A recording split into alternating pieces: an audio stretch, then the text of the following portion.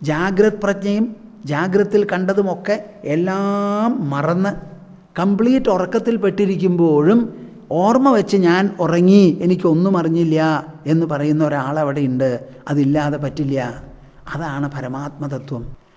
അതാണ് ഈ സന്യാസിമാർക്കും തപസ്വികൾക്കും പൂർണ്ണസമയ ജ്ഞാനനിഷ്ഠന്മാർക്കും ആധാരമായി നിൽക്കുന്നത്. ഒരു ഭാഗത്ത് ഈശ്വരൻ, ഈശ്വര വിശ്വാസം, മറുഭാഗത്ത് ഉള്ളിൽ ഉണർവ് രൂപത്തിൽ ഞാൻ എന്നുള്ള പ്രത്യയം ഉളവാക്കിക്കൊണ്ടിരിക്കുന്ന അന്തരമായിരിക്കുന്ന പ്രജ്ഞ. ഇത് രണ്ടും തട്ടിക്കൂടി നോക്കുമ്പോൾ പരമാത്മനിഷ്ഠർ എപ്പോഴും ഈ ആത്മാവിൻ്റെ അവിടേക്കാണ് ചായ്വവരുടെ. പുറം വിശ്വസിച്ച് വരുന്ന ഈശ്വരൻ്റെ അവിടേക്കല്ല. ഈ ആത്മാവിൻ്റെ പര്യായ ശബ്ദമാണ് ഈശ്വരൻ എന്ന് പറയുന്നത് എന്ന് ഭാഗവതം മുമ്പേ പറഞ്ഞിട്ടുണ്ട്. വദന്തി തത്തത്വവിദഃ തത്വം യജ്ഞാനമദ്വയം ബ്രഹ്മേതി പരമാത്മേതി ഭഗവാൻ ഇതി ശബ്ദതേ.